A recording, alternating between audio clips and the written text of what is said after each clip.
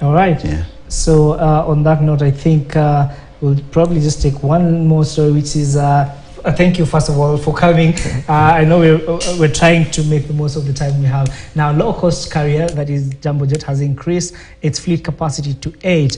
Now that move is has set the airline ahead of its peers in the market. Now, according to the CEO, Karanja Ndegwa, the move has been occasioned by the increasing demand in the country. I spoke to the airline management team, and this is what they had to say.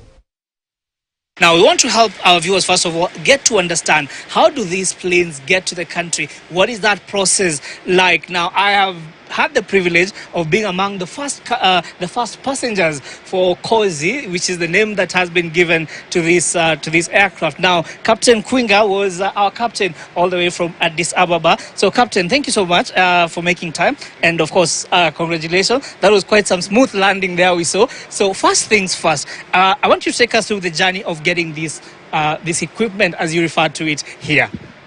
Okay, thank you. So the way we start off is the engineering team, where the aircraft was based at this time, goes to actually have a look at the aircraft, and when they give it an all clear, Hus is now the flight operations teams goes in and does a test flight. This particular aircraft, nicknamed Kozi, was based in Calgary. It's a new aircraft that came from the de Havilland factory. It had been sitting for 3 years.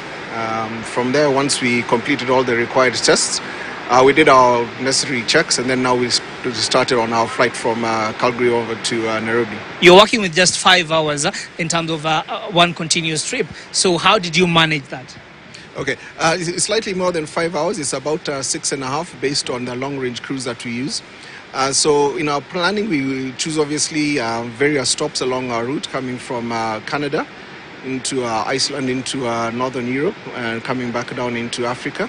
So most of the stops, we plan them in making sure that we have enough contingency fuel just in case we need to divert somewhere as well. Now, one thing that has been, of course, and this is, we have reported on, is the fact that when you look at Jambojet, particularly their market share, it has been growing over time, controlling about 52% of the market share within low-cost carriers in Kenya. And the MD is here, Mr. Karanja Ndegwa, and we just want to get to the nitty-gritties and the business sense of why this additional equipment. We've been talking about those numbers. Last year, you ferrying about 1 million passengers, and now you have a new equipment. So earlier on, we were talking about an additional 200,000 passengers. So are we likely to see that being fast-tracked? This one pushes us even above the 1.2 million passengers a year.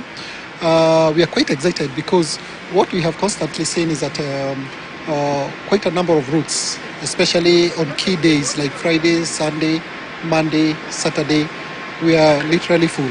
If you don't book Mombasa, Malindi, Kisumu, Eldoret for Friday and Sunday, 2 days before, you hardly get a seat. So this equipment will help serve our customers better. There are quite a number of customers who miss seats. So we will be able to avail more capacity in these markets, and glad that will be of service. And when you look at this beautiful bird, Kozi, it will also give the customers the travel experience that they expect. In terms of the cost and the return on that investment, is this a one-off payment, or what is the payment plan for that lease? No. What happens is that the leases are spread over the lease period. So because this is an operating lease, you have the amounts that you have to pay on a monthly basis over the next 10 years. Okay. So that is the agreement that we have in place. It varies depending on the equipment. You can tell this is a new equipment, so definitely the leases will be slightly higher because also the maintenance costs are lower during the first years, but more expensive as they get older. What are the percentage and how are the numbers looking from where you sit? As we speak, where we are today, the gross profit, just the revenues less the operating costs, that comes to about 40%. Then ours is always to be in a position. Pre-COVID, we always used to be between 4% and 6%. Ours is how do we get to the net profit back to that range? If we can get to the 7%, that will be good.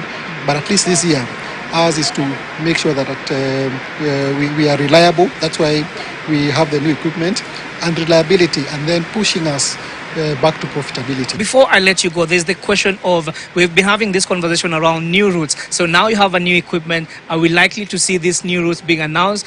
Yeah, in the next 2 months, we should be able to announce a new route, but also 70% of this equipment will be used in the existing routes that we have. That is especially Eldoret, Kisumu, Mombasa, and Malindi.